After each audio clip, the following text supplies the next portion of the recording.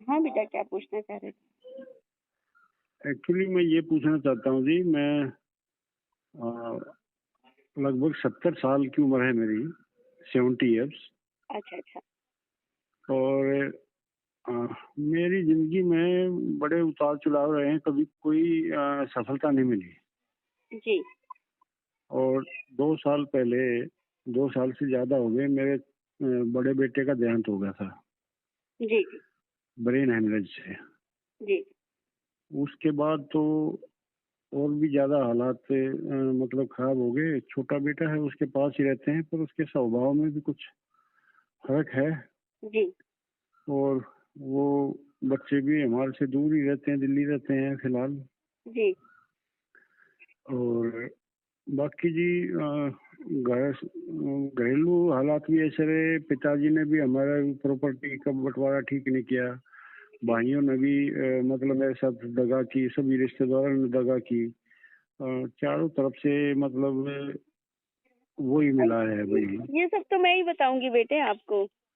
हाँ जी। हाँ, हाँ, तो क्योंकि हाँ, मैं आजकल ये वीडियो वगैरह देखता हूँ, तो मुझे पता लगा भाई हमारा ओरिजिनल कहाँ से होता है। हुँ, वहाँ के हम देवी देवताओं को भूल जाते हैं। हुँ, एक्चुअली हमें ना तो हमारी कुल देवी का पता है भाई कौन सी होनी चाहिए। मैंने अपने पीछे क्या पूरा भाट एक होता है ना, पोथी। भाट, भाट। हाँ, भाट से पोथी से भी सारा रिकॉर्ड निकलवाया है। ओरिजिनली हमारा उस गोत्र का, जाति का राजस्थान से निकास है। जी, जी, तो वहाँ पे हमारा कुल देवता कौन है, हमारी कुल देवी कौन है। मुझे तो यही पता लगा भाई हमारी इसी कमी की वजह से हमारा कोई रखवाला नहीं है। जी। देवी देवता जिसको हम पता नहीं है हमें। क्या होता है कि हमारे जीवन का मूल आधार देवी देवता होना बहुत ज़रूरी होता है बेटे। हाँ जी। और जब हम मनुष्य हैं, तो मनुष्य का जीवन आधार परमात्मा ही होते हैं। हाँ, वो और तो है ही। परमात्मा में भी जिस परमात्मा ने हम इसे मृत्यु लोक में, इस धरा में जब भेजा है, तो किस हाँ जी। जाति में भेजा, किस कुल में भेजा, किस माता की उदर से हमारा जन्म हुआ, तो ये हमारे जीवन में बड़ा विशेष महत्व होता है इसका। हाँ जी। तो जिस जाति, जिस कुल में हमारा जन्म होता है, उसी कुल के हमको देवी देवता पूजना पड़ता है। हाँ जी। और जब हमारे कुल देवी देवता ही हमको नहीं पता होते हैं, और जीवन में फिर अनेक प्रकार के कष्ट उत्पन्न होते हैं, जैसे शारीरिक रूप से, मानसिक रूप से, आर्थिक रूप से, जो हम दिन प्रतिदिन जो प्रताड़ित होते हैं, उनमें ऐसा लगता है, कभी शंका होने लगती है कि ऐसा लगता है कि कभी कोई भूत पिशाच हमें परेशान कर रहा है, या फिर कुल देवी देवताओं का ही प्रकोप है, या फिर शत्रु बाधा है, भूत प्रेत बाधा है। समझ में नहीं आता कि जीवन किस उलझन में उलझा हुआ है। हाँ जी। जब हम इस तरीके से प्रति दिन प्रतिपल प्रताड़ित रहते हैं, इस समय हमको सद्गुरु संतों का सानिध्य प्राप्त करना चाहिए। और संतों हाँ में जी। भी ऋषि कुल परंपरा को हम धारण करें। ऋषि जन सिद्ध महापुरुषों से जब हम जुड़ते हैं, तब हमें वह सटीक जानकारी प्राप्त होती है। और अभी आपकी जो चर्चा हो रही है, वो साधक महात्माओं से हो रही है। मैं हाँ माँ जी। बगलामुखी देवी की आराधना साधना करती हूँ, माता जी की आराधना ही करती हूँ, मान के चलिए। अपनी भक्ति हुँ। का प्रदर्शन नहीं किया जाता, भक्ति का बखान नहीं किया जाता अदर और कहीं। जो भगवत भक्त हैं, भगवत प्रेमी हैं, जो इस सनातन संस्कृति को जानते समझते हैं, उनसे ही परमात्मा प्राप्ति का गूढ़ रहस्य समझाया जाता है। हाँ वरना जी। इस धरा पर तो सनातन धर्म को भी इतना गाली गलौज करते हैं कुछ मूर्खतावश, कुछ मनुष्य, उनके हाँ हम जी। देखते हैं। तो आपको सामान्य पंडितों के चक्कर में आपको कुल देवी देवता प्राप्त नहीं होंगे।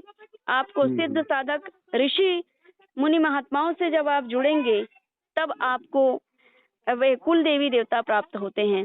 अगर आपको ये बता दिया जाए कि हाँ भाई आपको कुल देवी देवता चाहिए, और बता दिया जाए कि आपकी कुल देवी दुर्गा जी हैं या आपकी कुल देवी काली जी हैं, उसमें भी आप भ्रमित हो जाएंगे। अब काली जी की भक्ति करने लगे फिर भी आपको आराम नहीं मिल पा रहा है, तो फिर हम कभी मिलेंगे तो फिर हम आपको पूछेंगे कि बेटा हाँ आपको किसी ने बताया था कि काली जी आपकी कुल देवी है, तो फिर मैं प्रश्न कर सकती हूँ कि भाई कौन सी काली है? महाकाली है, कंकाल मालिनी काली है, भद्र काली है, मंगला काली है, तो मशान काली है ना, कंकाल मालिनी जिन्हें कहते। तो कौन सी काली की आप आराधना करते हैं? तो फिर आप वहां लड़खड़ा जाएंगे और फिर भ्रमित हो जाएंगे। इसीलिए सुनी सुनाई को कह देना, मतलब करनी बिन कथनी कथे अज्ञानी दिन रात।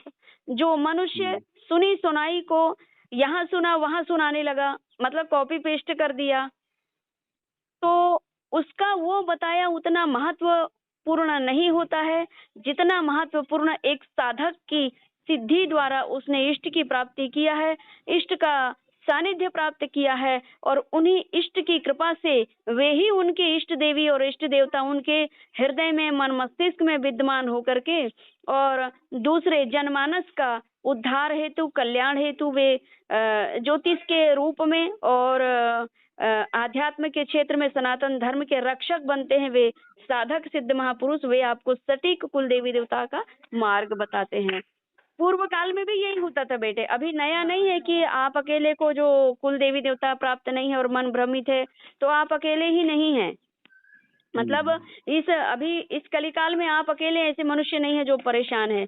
इसके पहले भी यही होता रहा है कि उनको कुल देवी देवता का ज्ञान प्राप्त नहीं होता था, और फिर वो ऋषि कुल परंपरा के ऋषि मुनि महात्माओं के सानिध्य में जाकर के पूछते थे, भगवान ऐसा लगता है जीवन संकट में हो गया है, तो ऐसा मन में आभास होता है कि क्या कुल देवी देवताओं की गलत कृपा दृष्टि हो रही है क्या, जिस कारण मैं और मेरा जीवन और मेरे परिवार का जीवन कष्ट में डूब रहा है ना।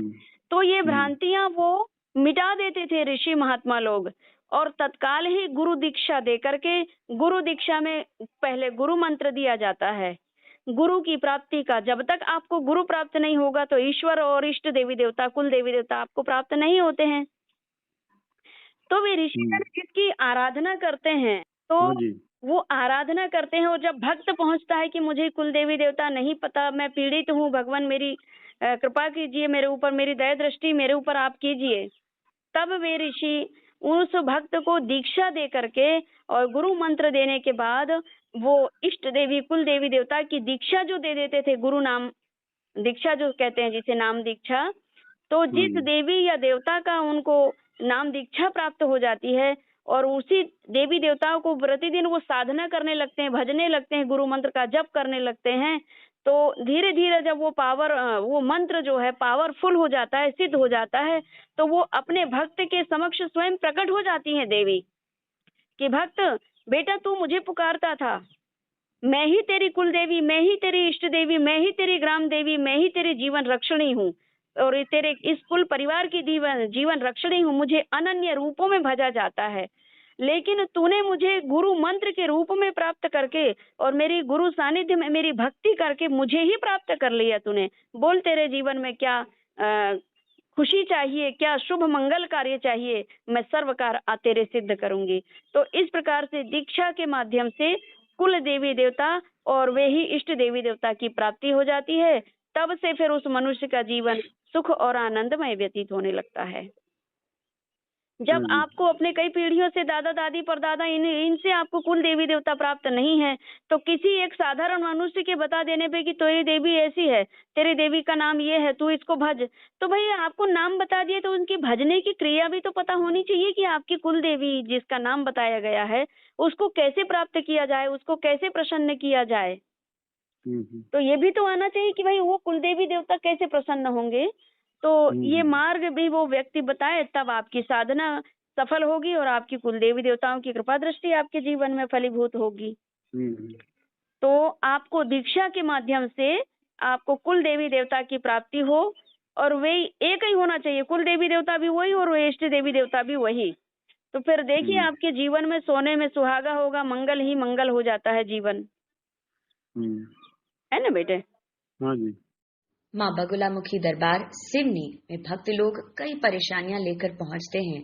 किसी की मानसिक, किसी की शारीरिक, किसी की आर्थिक परेशानी होती है